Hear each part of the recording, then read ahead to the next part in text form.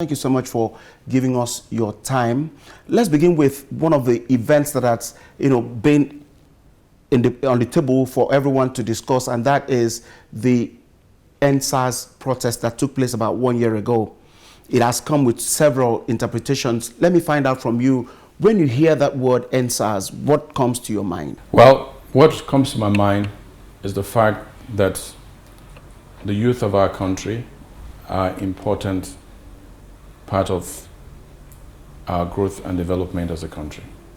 And that as a country, we must seek to engage our youth, we must seek to deepen our conversations with them, but also we must continue on a consistent basis to provide opportunities for our youth.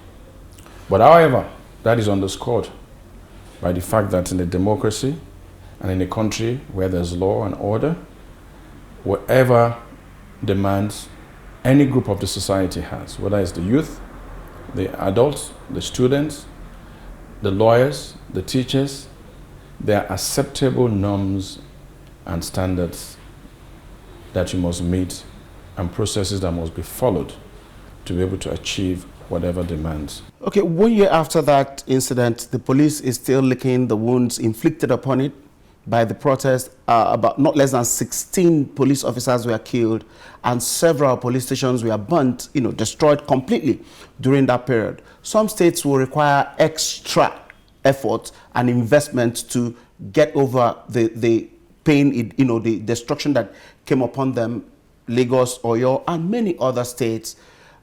With the benefit of hindsight, would you think that the situation then could have been managed better? First, by the protesters themselves and then the authorities? Absolutely.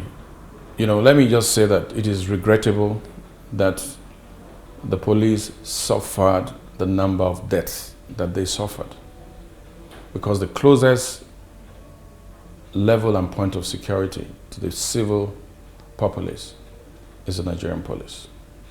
And I dare say that the level of banditry and kidnapping and crime that we have seen rise up is because an average policeman is afraid of his life and no longer willing to answer that full call of duty. I honestly believe that it ought not to have degenerated to the level that it did.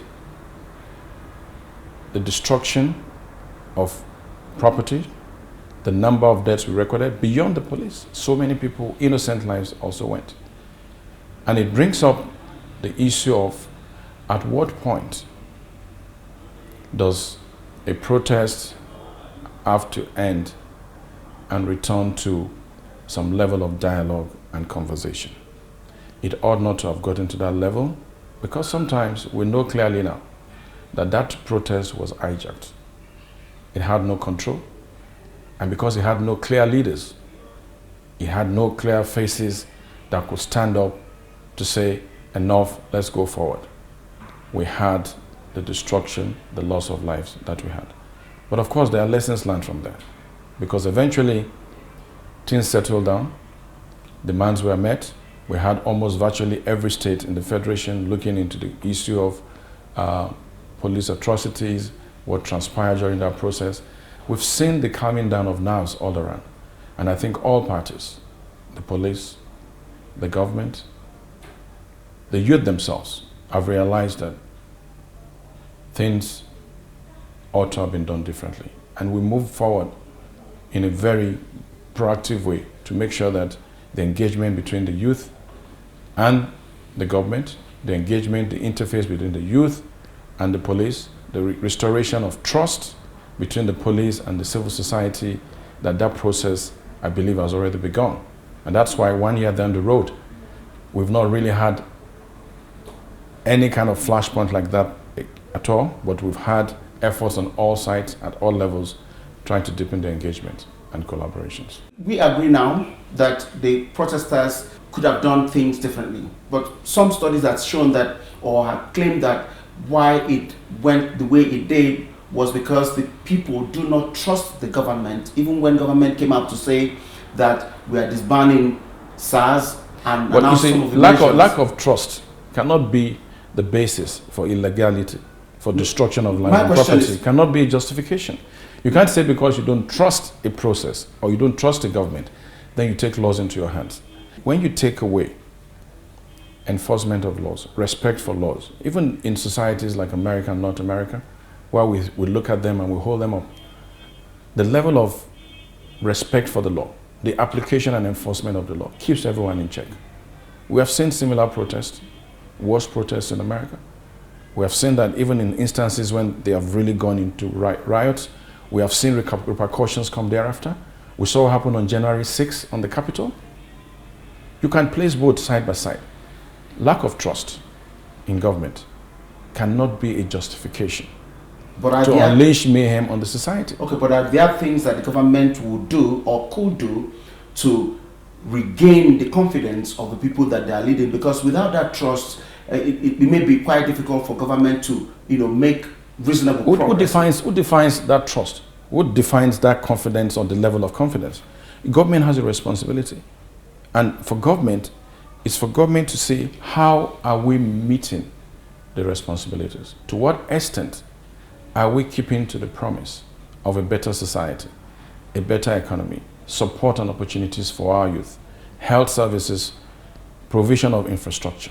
Now, when we look at that, we got data. You can't question the facts. As to the fact that this government under President Muhammadu Buhari has been making incremental effort. We've seen a president that has been working to bridge that deficit of trust between the government and the public. Now, who determines when that level has been reached? You sit over there, I'm here. I can see the cup half full. You can see it half empty.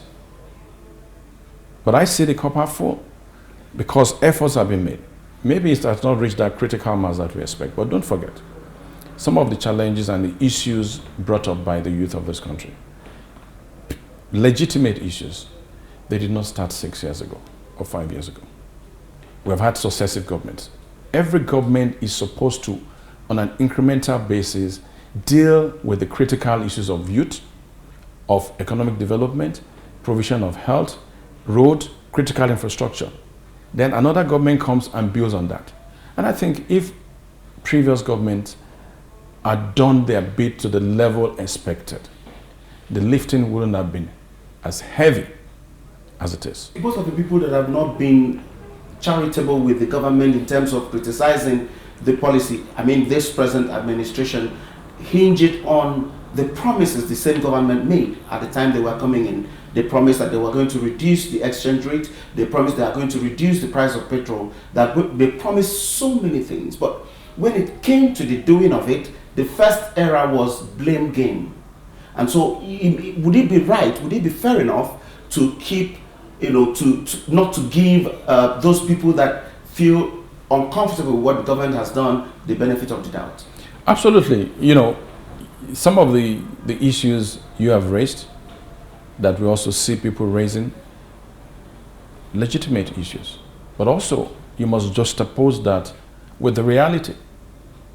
The fact that you say, my suit is looking white does not mean I will accept it because I know my suit is blue. But also, I can also present facts because I'm part and parcel of this government.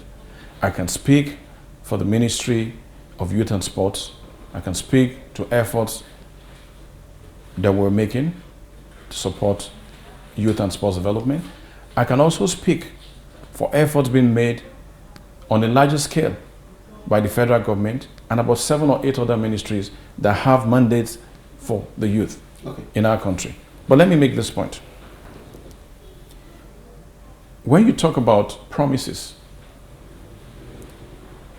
the question would be, are some of these promises been met? That's one. 2, did anybody ever sit down to think that COVID-19 pandemic would be unleashed on the world? Did anybody ever know that the world can come to a complete shutdown? Even the biggest powers in the world?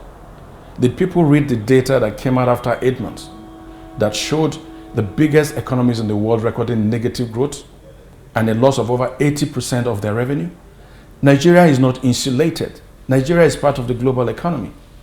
So The pandemic itself played a critical role. But in spite of that, and I keep saying it, after the 3 hours that we had under Yakubu Gowon, after the Civil War, reconstruction, reconciliation, I've forgotten the third one now. After the 3 hours, when we witnessed massive road construction, etc., etc., there is no other government like the president, the current president, that has embarked on the level of massive infrastructure at the federal level. Call it the railways, call it the roads, both the major roads, across the country, across all geopolitical regions. Power has been addressed. Now, in spite of dwindling resources. Okay, Honorable Minister, let's get back to the youth and the issues that concern the youth. You just mentioned the 3R by the General Yakubu Gowon administration. One of the programs they came up with then was the National Youth Service Program. And several years down the line, a lot of people look at that program and say that it has outlived its usefulness. They have instances or evidence of what they claim to be the issues with the program. Initially, it's designed in such a way that you were born in the East, you school in the West, therefore you go for your youth service in the North, just for you to understand Nigeria. But today, people are born in Lagos, they school in Lagos, they still manipulate the process and have their youth service. So it has defeated that aim. Corps members, we have reports of corps members being extorted by the people that run the program. And when they are done with the youth service for 9 months or so, they get back to the labor market. Is NYSC still relevant in today's Nigeria? NYSC is still very relevant. And I say that with a clarity of mind and with absolute conviction. One, as a Nigerian who has gone through 1 year of youth service, but also the very leader who conceived of this program, General Yakubu Gowon, is still alive, and even in conversations with him. But beyond that, should we throw the baby away with the bathwater? Tell me of any program or system that is perfect and foolproof, where you don't find exceptions to the rule. What matters is that where you have exceptions, where you have wrinkles, you identify them and you deal with them. To a very large extent, I tell you, the NYSC has been a successful scheme. Up to this moment. It still remains a successful scheme. And that's why it has been sustained over the years. This is not the first time people have called for a scrapping. It's not the second time. And even this time around, the NYSC will survive this call that it should be buried. Now, what are the facts? Let's deal with the facts. How many people end up serving in Lagos if they're born in Lagos? I know there's a rule, and I've dealt with it here through the DG. They still apply in stricto sensu to that grand norm that if you are born in a state, you can't come back to serve there, except by reason of marriage or something. But now, people determine or influence whether but is that if a few people, 50 people serve in the state they were born, is that sufficient ground to scrap a national scheme? That's one. Two, the contribution of the NYSC to national development, when you take it to the granular level, that woman in the village, in the countryside, who relies on the doctors who are youth corpers, who ordinarily wouldn't have served in the countryside, but are made to serve there, relies on them as the closest provider of medical service, will testify that year in, year out, if not for the service of these youth corpers that come to our communities, many will have died. Or is it those primary schools where normal teachers will not go, and NYSC youth corpers are sent there to teach these young ones? Or is it the community service development that they do in these places? You see, when you look at the quantum of the benefits that derivable from the NYSC, and you look at the wrinkles and the few exceptions, it is not sufficient to call for the scrapping of the NYSC. The same can be said of so many other professions, for instance. You could say the legal profession, that lawyers do certain things that is, that is unprofessional. And then we should look at scrapping the legal profession. I'm taking it to the extreme because I found that it is extreme for people to just say, oh, because certain things are not done right, that system should be upended completely. I think we should have a list of those things. And there's a process going on, trying to review some of these things that we need to either enforce or we need to change to make the NYSC better. That process is ongoing. And when it's done, it will be submitted to the ministry and we advance it to the Federal Executive Council, and then we can have the tweaking of the NYSC to make sure that it meets the goal for it was set for. But I can tell you, largely, when you look at the wreath that set up the NYSC, it has met to a very large extent the purpose for which it was set up. All right. Let's move on now. In 2018, President Muhammadu Buhari signed the Not Too Young to Run bill into law, and it became law from 2018. Right. And that law sought to get the youth more involved in politics by reducing the age at which people could seek to be elected into political offices. Right.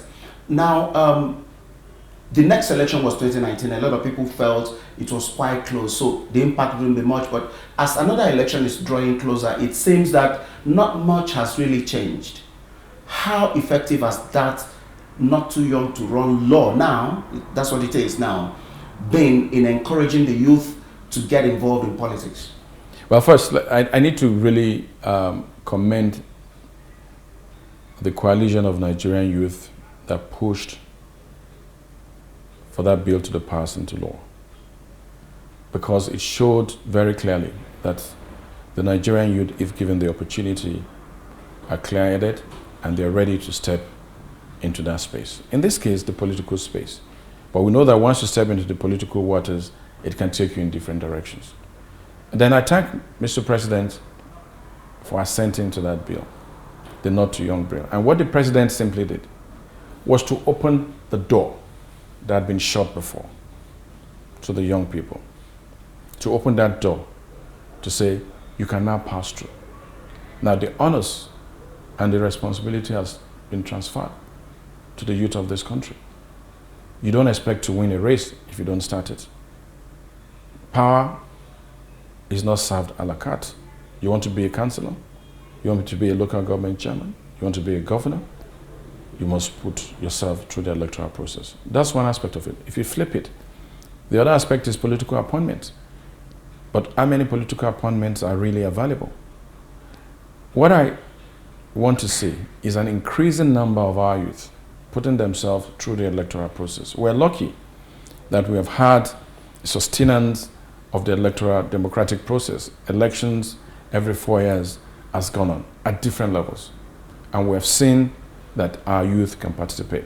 We need to increase the number of youth that can participate in these elections. I also want to see the number of appointees, political appointees amongst the youth. I want to see that go up. Already the president is attuned to that. Already the president has pronounced is in full support of that. And I know as much as we find qualified people, we'll put them forward through the process, they can get political appointments. But what offers our youth the greatest access to power, to influence, to experience, and the opportunity to contribute to this country is through the electoral process. Because under a democracy, elective offices are so many and you can impact the process. Look at the National Assembly, the House of Assembly, councillors, local government, the closest level of government to the people. We need our youth. That's where it starts from. You have to, there's a rite of passage. You can't just wake up and become a governor today. There's a rite of passage. And I think we should have our youth go through the rite of passage. Okay, there's a report that Nigerians between the age of 1 and 30 make up of about 70% of Nigeria's population. And this segment is quite critical if you look at ensuring that the future of the country is secure. this business or this responsibility is on your table as the Minister of Youth Development.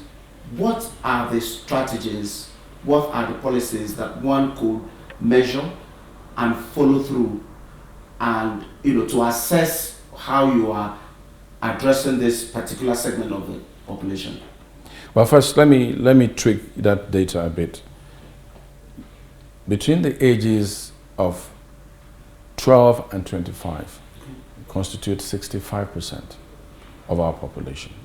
And that's where the youth bulge relays statistically. And the youth bulge did not start 2 years ago or 3 years ago.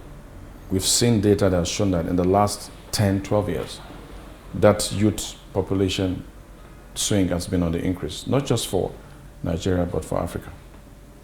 And we've also seen governments in this country attempt to see how they can address this. The starting point for us is policy. There's a national youth policy, which has 13 thematic areas. Looks at youth and sports, youth and education, youth and environment, youth and science and technology, youth and ICT, youth and leadership, etc.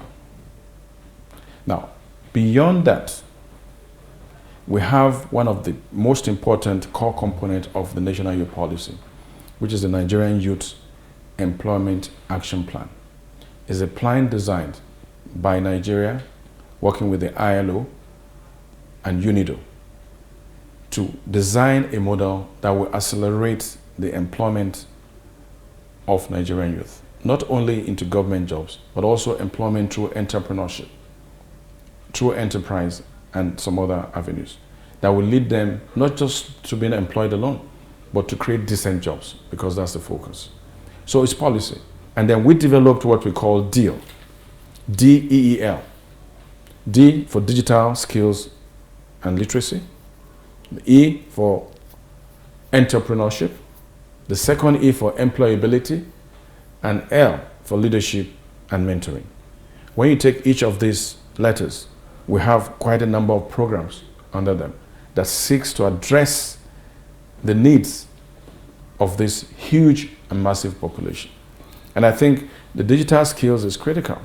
Is a tech-savvy population in the 21st century digital economy. We have seen that beyond what they learn in school, even for those that don't have university degrees, there's some of these digital skills you can take up. We've designed what we call training into enterprise.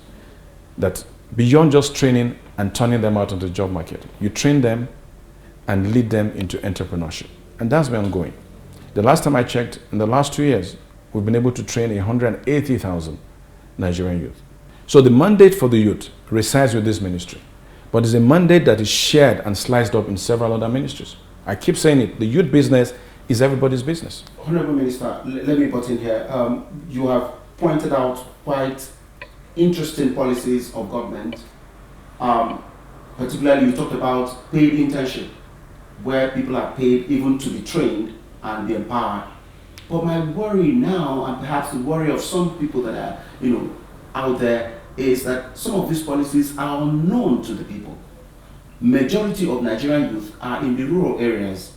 How do you pass across these provisions that government is making to them so that they will be able to take advantage of it? Because if we do not do that, it will just be for those that are privileged already that are in the cities.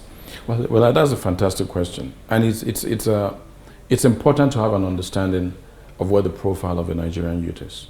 And most of our programs focused towards the youth applies itself to that profile. It's easy to press the default button and think the average Nigerian youth, or what qualifies you to be a Nigerian youth, is your polytechnic diploma or your university degree. No, what qualifies you or anyone as a Nigerian youth is falling within that age band of 15 to 35 or 38, as the case may be. Now, beyond that, when you look at the medley of these programs, some of them are easily applicable to those that have university degrees. For instance, if you didn't go to university, you will need to do a work experience program. Some of them are targeted at those that are in the countryside or that did not even have beyond primary or secondary school education. And let me tell you, it's multifaceted. Beyond digital skills, you look at, I know about 7 different agricultural programs. You go to NALDA, the president, about 3 months ago, launched a program for young Nigerian farmers across the country. You have the Anchors Borrowers Program. You have the JEEP, which is under the Humanitarian Affairs Ministry. JEEP targets mostly young Nigerians who are not fully educated but are into some form of enterprise. Gives them from 50,000 to 100,000, even to 500,000. You talk about the programs that we had when NSIP was conceived in the first 4 years of this administration. That money was given out to our young women and young girls into enterprise across the country. So that's why I mentioned, when you look at this spate of programs, everybody will know about them, but different ministries, agencies and departments are operating this program. Now, it doesn't mean that if you don't participate or get to know, it doesn't mean that there aren't 100,000 or 200,000 others. You're dealing with a vast number of people. And I think it brings the question of how do we scale this up? That has been our challenge. It's not enough to train 5,000 youth when you have a quantum of 35 million that need this training. So government is tweaking and changing the tools on how to accelerate the onboarding of our youth when it comes to either digital skills, whether entrepreneurship, whether it's providing a credit for farming, smart farming, the tools they need, etc. You see, it's a continuous process, and it's concerted on the part of government, the ministries, departments, and the agencies.